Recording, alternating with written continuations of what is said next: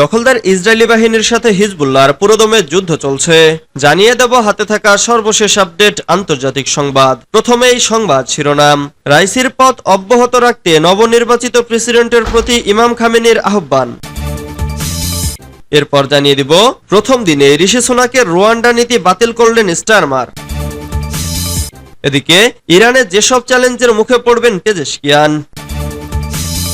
এরপর জানিয়ে দিব বিশ্বব্যাপী অস্ত্র ব্যবসার জেরে মিয়ানমারে জান্তার আগ্রাসন। আরো জানিয়ে দিব যে পরিকল্পনায় এগোচ্ছে ইউক্রেনের রাশিয়ার অভিযান। সর্বশেষ জানিয়ে দিব ভারতের জম্মু কাশ্মীরে বন্দুকযুদ্ধে 2 সেনা সহ নিহত 7। এতক্ষণ শুনছিলেন সংবাদ শিরোনাম, এবারে বিস্তারিত। তবে অনুরোধ থাকবে ভিডিওটিতে একটি লাইক করবেন এবং কমেন্ট করে জানিয়ে দিবেন কোন জেলা থেকে আপনি আমাদের এই ভিডিওটি দেখছেন। রাইসির পথ অব্যাহত রাখতে নবনির্বাচিত প্রেসিডেন্টের প্রতি ইমাম খামেনির আহ্বান। ইরানের সর্বোচ্চ ধর্মীয় নেতা আয়াতুল্লাহ আলী খামেনি জনগণের কল্যাণে ও দেশের উন্নয়নে তার দেশের বিপুল সক্ষমতাগুলো ব্যবহারের করাসহ নিহত প্রেসিডেন্ট রাইসির পথ অব্যাহত রাখতে নবনির্বাচিত প্রেসিডেন্টের প্রতি আহ্বান জানিয়েছেন। গতকাল শনিবার তিনি প্রেসিডেন্ট নির্বাচনের পর প্রার্থী ও নির্বাচিত অনুষ্ঠানে জড়িত সবার প্রতি কৃতজ্ঞতা জানিয়ে যে বার্তা দিয়েছেন তাতে এই আহ্বান জানান। ওই বার্তায় প্রধান কিছু অংশ এখানে দেয়া হলো। পরম করুণাময় ও অশেষ দাতা আল্লাহর নামে শুরু করছি। সব প্রশংসা মহান আল্লাহর, যিনি বিশ্বজগতের প্রভু, এবং দুরুদ ও সালাম পেশ করছি আমাদের মাওলানা মুহাম্মদ সাল্লাল্লাহু আলাইহি ওয়াসাল্লাম ও তার পবিত্র বংশধরদের ওপর, এবং বিশেষ করে ইমাম মাহদির ওপর। তিনি বলেন, মহান আল্লাহর প্রতি ধন্যবাদ। সর্বশক্তিমান ও করুণাময় আল্লাহর সহায়তায় মহান ইরানি জাতির প্রেসিডেন্ট নির্বাচন অনুষ্ঠানে সফল হয়েছে। নিহত প্রেসিডেন্টকে হারানোর বড় বিপর্যয়ের পর খুব স্বল্প আইনি সময়ের মধ্যে গত 2 শুক্রবারে হয়ে গেল অবাধ ও স্বচ্ছ নির্বাচন। এ নির্বাচনে কয়েকজন প্রার্থীর মধ্য থেকে দেশের জন্য নির্বাচিত হয়েছেন প্রেসিডেন্ট সংখ্যাগরিষ্ঠ ভোটে। প্রথম দিনই ঋষি সুনাকের রুয়ান্ডা নীতি বাতিল করলেন স্টারমার। ক্ষমতা প্রদানের প্রথম দিনই সদ্য বিদায় দেওয়া প্রধানমন্ত্রী ঋষি সুনাকের অভিবাসন প্রত্যাশীদের রুয়ান্ডায় পাঠানোর পরিকল্পনা বাতিল করেছেন যুক্তরাজ্যের নতুন প্রধানমন্ত্রী কিয়ার স্টারমার। শনিবার এক সংবাদ সম্মেলনে এই ঘোষণা দেন তিনি। এ বিষয়ে স্টারমার বলেন, রুয়ান্ডা নীতি অভিবাসন প্রত্যাশীদের আটকানোর কার্যকরী কোনো পদক্ষেপ ছিল না, আর যে পরিকল্পনা কোনো কাজে আসবে না সেটা আমি চালু রাখব না। স্টারমার আরো বলেন যে অভিবাসন প্রত্যাশীরা ছোট নৌকায় করে আসেন তাদের রুয়ান্ডায় পাঠানোর সম্ভাবনা মাত্র 1%, আর এ বিষয়টি মানব পাচারকারী সিন্ডিকেটগুলো খুব ভালো করেই জানে। তাই তারা ঝুঁকিপূর্ণ উপায়ে অভিবাসন প্রত্যাশীদের ইউরোপে আনা অব্যাহত রেখেছে। ইংলিশ চ্যানেল হয়ে নৌকা করে যারা অবৈধভাবে যুক্তরাজ্য যাচ্ছেন তাদের মধ্য থেকে কিছু সংখ্যক অভিবাসন প্রত্যাশীকে আফ্রিকার দেশ রুয়ান্ডায় পাঠানোর পরিকল্পনা হিসেবে 2022 সালের এপ্রিলে রুয়ান্ডার সাথে যুক্তরাজ্যের সরকারের 5 বছর মেয়াদী একটি চুক্তি হয়। ইরানের যেসব চ্যালেঞ্জের মুখে পড়বেন পেজেশকিয়ান।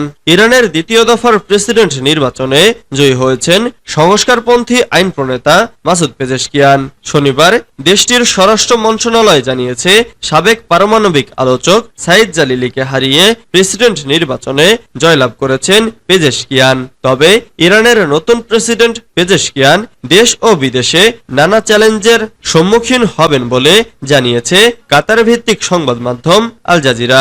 প্রতিবেদনে বলা হয়েছে, দেশটি ঘরে ও আন্তর্জাতিকভাবে পররাষ্ট্রনীতি সামলাতে কঠিন সময় পার করেছে। তাই নতুন প্রেসিডেন্টকে এসব ভালোভাবেই মোকাবেলা করতে হবে। এছাড়া ইরানে এখন উচ্চ মুদ্রাস্ফীতি চলছে। দেশটিতে এখন রেকর্ড 40% মুদ্রাস্ফীতি।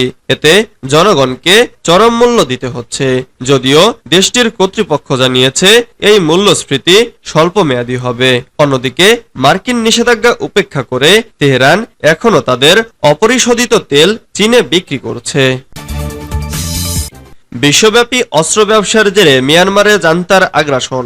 একজন বিশিষ্ট মানবাধিকার বিশেষজ্ঞ মিয়ানমারের সেনাবাহিনীর সাথে বিলিয়ন ডলারের অস্ত্র বাণিজ্য বন্ধ করার জন্য সরকারের প্রতি আহ্বান জানান। তার মতে এই অস্ত্র বাণিজ্য মিয়ানমার জুড়ে বেসামরিক লোকেদের বিরুদ্ধে জান্তার সহিংসতার নৃশংস অভিযানকে টিকিয়ে রাখতে সহায়তা করছে।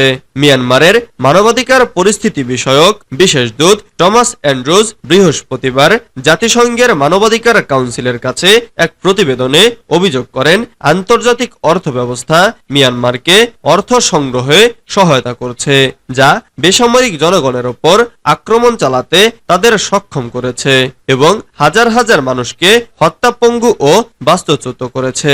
জাতিসংঘের মানবাধিকার অফিস তাদের প্রতিবেদনে জানিয়েছে, 2021 সালের ফেব্রুয়ারিতে সামরিক জান্তা দেশটির গণতান্ত্রিকভাবে নির্বাচিত সরকারকে ক্ষমতাচ্যুত করার পর 1022 জন নারী এবং 667 জন শিশু সহ কমপক্ষে 5280 জন বেসামরিক নাগরিক সৈন্যদের হাতে নিহত হয়েছে।